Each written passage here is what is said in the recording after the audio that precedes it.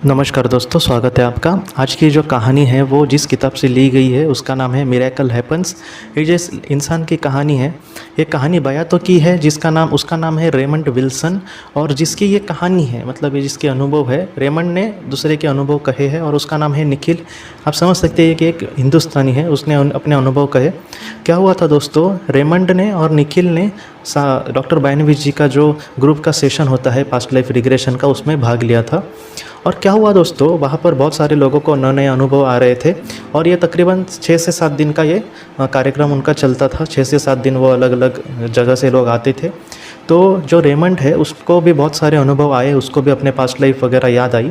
ये जो अनुभव है, अब वहाँ पर अगर हम चले तो एक दो दिन एक दूसरे के साथ मिले तो थोड़ी सी दोस्ती हो जाती है। ज़्यादा हम एक दूसरे को नहीं ऐसे वक्त में जानते, लेकिन थोड़ी बहुत दोस्ती बन जाती है। तो वैसे दोस्तों, जो रेमंड था उसकी निखिल के साथ दोस्ती हुई। निखिल कौन है, तो ये अमेरिका का नहीं था दोस्तों, ये कनाडा का था निखिल, और वो चिकित्सक था, वो एक डॉक्टर था। तो रेमंड ने उसको निखिल को अपने अनुभव कहना शुरू किया। तो रेमंड को ये लगा दोस्तों कि निखिल बहुत ही ज़्यादा दुखी है। तो उसने उसको पूछा कि क्या हुआ, तुम दुखी क्यों हो उतना। तो निखिल ने कहा कि तकरीबन 3-4 सेशन अब तक हो गए हैं, 3-4 दिन हो गए हैं, लेकिन फिर भी मुझे अपना एक भी जन्म याद नहीं आया। तो ये सारी चीज़ें सुनकर उसको थोड़ा सा बुरा लगा कि ये इतना दूर से आया है और इसको कुछ भी अनुभव नहीं हुआ। तो रेमंड को लगा कि मैं अपने हिसाब से जितना हो सके इसके लिए कुछ करने की कोशिश करता हूँ। तो बाद में जब लंच ब्रेक हुआ था दोस्तों, वहाँ पर कैरोल जी मतलब डॉक्टर बायनविच जी की पत्नी, वो रेमंड को मिली वहाँ पर। रेमंड ने ये कहा कि वो कभी भी अकेले नहीं मिलती, उसके साथ कोई तो बात करता था, होता था, या फिर वो अपने काम में बिजी रहती थी। लेकिन उस वक्त कुछ ऐसा हुआ दोस्तों कि वो उसको अकेले वहाँ पर मिली। तो इसने जाकर कहा कि मेरा एक दोस्त है निखिल, वो इस सेशन में भाग ले रहा है, लेकिन अब तक उसको एक भी जन्म नहीं याद आया। तो कैरोल ने कहा कि हम उसके लिए ज़रूर कुछ करने की कोशिश करेंगे। बाद में दूसरे दिन क्या हुआ दोस्तों, देखिए मैंने आपको कहा था कि 135 लोगों पर वो पास्ट लाइफ रिग्रेशन की थेरेपी होती थी। तो सब लोग एक ऐसे एकत्रित बैठते थे, लेकिन उनके सामने एक उसी में का एक इंसान उसको बिठाया जाता था और वो सामने उनके ये सारी चीज़ें करता था। तो वैसे ही ये सारी चीज़ें हुई दोस्तों।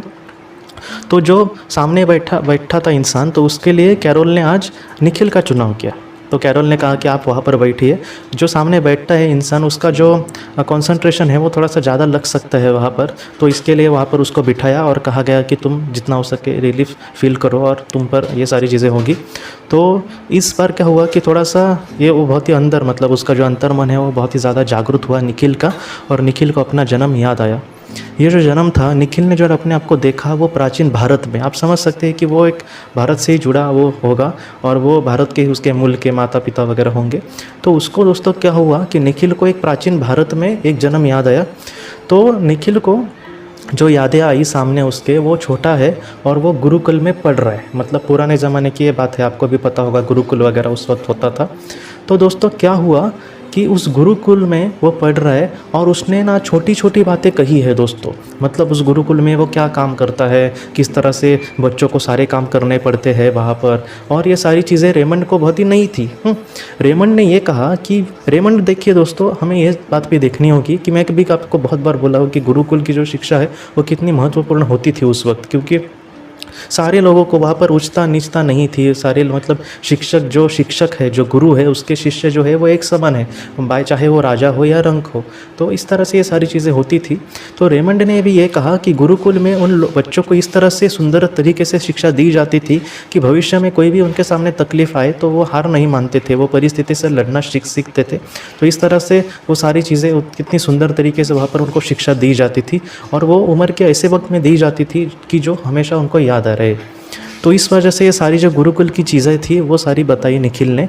और निखिल कौन था दोस्तों, तो वो एक राजा का बेटा था, वो एक राजपुत्र था उस जन्म में।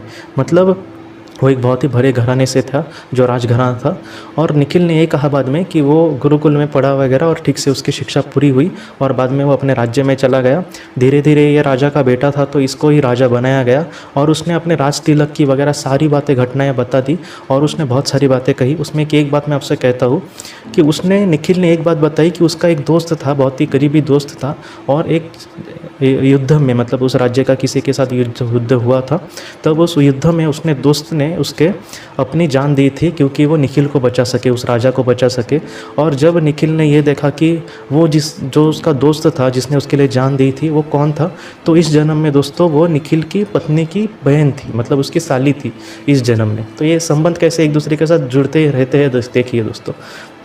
ये सब बातें निखिल ने कही। लेकिन दोस्तों एक बात इसमें थोड़ी सी चौंकाने वाली है, ये सारी चीज़ें अब तक मैंने निखिल की बताई, इसमें रेमंड का क्या रोल है। तो रेमंड ये कहता है दोस्तों कि जब ये निखिल को अनुभव हो रहे थे तब उसके सिर पे उसको एक प्रकाश दिखाई दिया, और वहाँ पर प्रकाश में उसको एक चिन्ह दिखाई दिया दोस्तों, कुछ अलग ही चिन्ह था और रेमंड के लिए वो नया था। तो वो चिन्ह कौन सा है उसको उसने थोड़ी सी जांच पड़ताल करनी शुरू की। ये सारी चीज़ें निखिल को भी इतना डिटेल में पता नहीं थी दोस्तों, तो इस वजह से वो उसने भी उसको जितना हो सके उतना बताया। लेकिन रेमंड को बार बार ये लग रहा था दोस्तों कि ये चिन्ह जो है, जो मार्क है, उसको जो सिंबल दिखा है उसका कुछ ना कुछ मतलब होगा। तो रेमंड ने जितना हो सके उसके जो भारतीय मित्र थे या फिर भारत के भी उसने बहुत सारे जो यूनिवर्सिटी वगैरह है उसमें भी ख़त लिख कर भेजे थे कि मुझे ऐसा चिन्ह वगैरह उसके बारे में कुछ बताओ वगैरह। उसको कुछ भी जानकारी नहीं मिली। अमेरिका में बहुत सारे रेस्टोरेंट है जो भारतीयों के हैं, वहाँ पर भी जाकर उसने बहुत सारी चीज़ें जानने की कोशिश की, लेकिन वहाँ पर भी वो ठीक से नहीं मिली उसको जानकारी कि वो चिन्ह कौन सा है।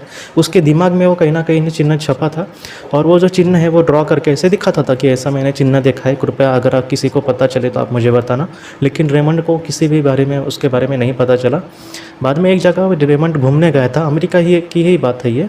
उस जगह पर दोस्तों एक भारतीय इंसान का रेस्टोरेंट था, एक बड़ा होटल था, और वहाँ पर भारतीय सारे पदार्थ मिलते थे, और भारतीय जैसे लोग खाते हैं उसी तरह से वहाँ पर परोसे जाते थे। तो इस वजह से वो स्पेशलिटी थी उनके होटल की, तो इस वजह से वहाँ पर बहुत सारे लोग आते थे खाना खाने के लिए। तो उसमें एक दिन रेमंड गया था, तो रेमंड ने उस जो होटल का मालिक है तो उससे भी पूछा। उसके मालिक ने भी अपने हिसाब से सारी उसको मदद करने की कोशिश की, लेकिन उसको भी ये सारी चीज़ें नहीं पता थी दोस्तों। तो उसने कहा ठीक है कोई बात नहीं। बाद में एक जगह पर रेमंड गया था दोस्तों। मैं क्यों कह रहा हूँ ये, क्योंकि कभी कभी जो चीज़ हमें चाहिए वो किस तरह से हम तक पहुँचती है। खुद मैंने भी मतलब मुझे भी जीवन में कुछ किताबें पढ़नी थी या फिर कुछ नॉलेज चाहिए था, तो कैसे कैसे वो लोग मिल जाते हैं या फिर वो किताबें हमारे सामने आती है, या फिर कुछ ऐसी बातें हो जाएंगी कि हमें वो सारा नॉलेज मिल जाता है। ऐसी बहुत बातें मेरे साथ भी हुई है। तो रेमंड को भी जानना था कि वो चिन्ह आखिर क्या था। तो दोस्तों क्या हुआ कि वो एक बार चल के जा रहा था, तो वहाँ पर एक किताबों का स्टॉल लगा था। तो उस स्टॉल में भारतीय संस्कृति से रिलेटेड सारी किताबें थी वहाँ पर, और उस स्टॉल में एक इंसान वहाँ पर बैठा था। तो रेमंड ने बहुत सारी किताबें वहाँ पर देखी। तो उस स्टॉल के इंसान ने उसको रेमंड को पूछा कि आपको मिल गई ना सारी बातें।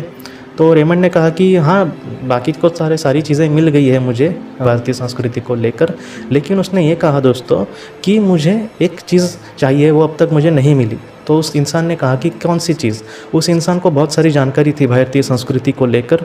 तब उसने ये पूछा दोस्तों कि मुझे एक चिन्ह दिखाई दिया था एक जगह पर, उसका मुझे अर्थ जानना है कि वो कौन सी चिन्ह है, किससे रिलेटेड है। तो उस इंसान ने कहा दिखाओ मुझे। तो चिन्ह निकाल कर उसने दिखाया उस स्टॉल वाले इंसान को। वो एक भारतीय इंसान था।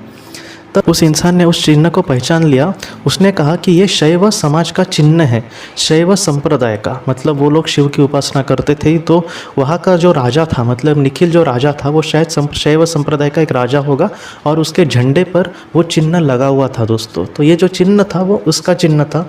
और क्या पता रेमंड को ये सारी बातें जब पता चली तब उसको दिल में थोड़ा सा ये लगा कि हाँ, उसको उसके सवाल का जवाब मिला, क्योंकि बहुत ही कठिन था उसको ये मिलना। लेकिन एक योग्य टाइम पर उसको ये ऐसा इंसान मिला जिसने सारी चीज़ें उसको उजागर की। और रेमंड ने यही कहा कि हम हमेशा एक दूसरे के साथ जुड़े रहते हैं। कभी कभी हम दूसरे के लिए कुछ करने की कोशिश करें तो कहीं ना कहीं हमारा भी बहुत अच्छा होता है, या फिर हम ईश्वर से मतलब उसके पास जा सकते हैं, या फिर उसके जो प्यार भरे पल है, या फिर ईश्वर जो हमसे चाहता है कि तुम इस बार एक दूसरे के लिए कुछ करने की कोशिश करो। तो यही है पल वो, जहाँ पर हम दूसरे के लिए कुछ करने की कोशिश करें, या फिर दूसरों की खुशियों में भी अपनी खुशी देखने की प्रयास करें। दोस्तों आज की इस कहानी को लेकर अगर आपके कोई भी सवाल हो तो आप ज़रूर पूछें, जितना हो सके मैं उसका आपको जवाब देने की कोशिश करूंगा। हम अपनी अगली वीडियो में मिलते हैं। आप अपने परिवार का ख्याल रखना। आपका बहुत बहुत ज़िंदगी की रोशनी ये एक कंसल्टेंसी है जो ऐसे लोगों को मदद करने की कोशिश करती है जिन्होंने किसी अपने को खोया है, या फिर जो लोग अपने जीवन में बहुत ही ज़्यादा दुखी है। जो लोग इस संस्था के साथ जुड़ेंगे उन्हें पास्ट लाइफ रिग्रेशन के ऑडियो, ध्यान करने के लिए 5 ऑडियो, 10 ऑडियो बुक्स और उसके साथ साथ PDF किताबें, मतलब ऐसी किताबें जो मोबाइल या फिर लैपटॉप या फिर कंप्यूटर पर आप पढ़ सकते हैं, ऐसी किताबें उन्हें ईमेल पर या फिर व्हाट्सएप पर भेजी जाएंगी। जो लोग इस संस्था के साथ जुड़ना चाहते हैं वो कृपया इस नंबर पर व्हाट्सएप मैसेज करें। आपका बहुत बहुत धन्यवाद।